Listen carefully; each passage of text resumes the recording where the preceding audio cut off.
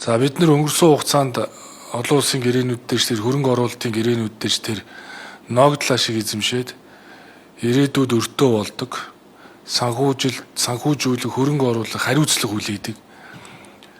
За одоо ингээ эцэстээ шүүх арбитрийн маргаан дээр тулдаг энэ одоо сургамжаа сайн мэднэ. Миний бодож байгаа зарчим бол энэ стратегийн ордуудын өр өгөөжийг нэмэгдүүлэх буюу энэ өр өгөөж нь багадаа 60% байх ёстой. Ард түмэн эзэмшиж явах ёстой. Энэ 60% байх ёстой. 60%-д юу хамаарах вэ гэдгийг тодорхой хуульчилж өгмөр. За усны төлбөр чинь байх юм уу? Хувийн орлогын албан татвар, аж ахуйн нэгжийн орлогын албан татвар.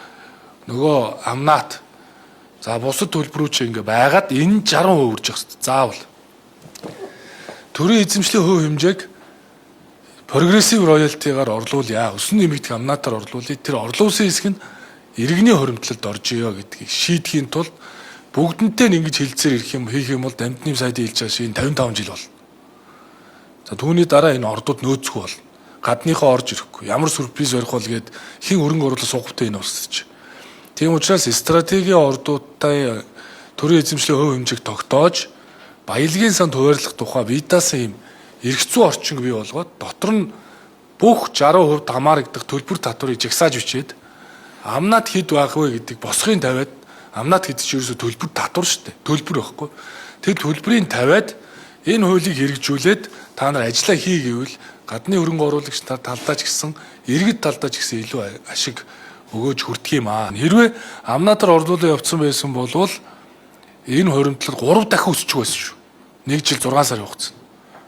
Ингэж хувийн хвшил талдаа маш ойлгомжтой, тогтвортой, тодорхой ийм эргэцүү орчинтой болж иж гадаад хөрөнгө оруулалтыг татнаа гэдгийг хэлий. Ийм одоо тодорхой үүрэг өгж байна. Баялагын сангаа ард түмэн хүртэх хэрэгтэй. Гэхдээ худлаа популяр биш.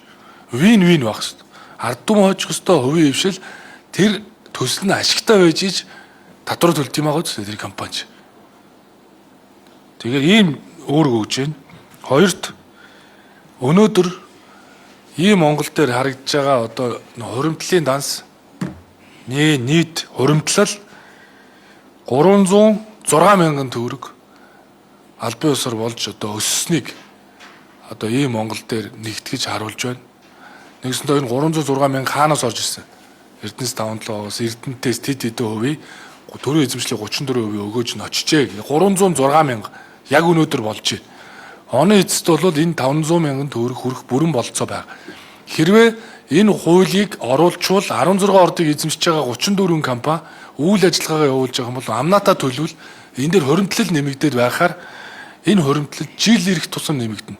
Тэр бүгдээрээ стратегийн ордуудынхаа одоо өгөөжийг ард түмэндээ хүргэх эргэцүү шинжилгээ хийя.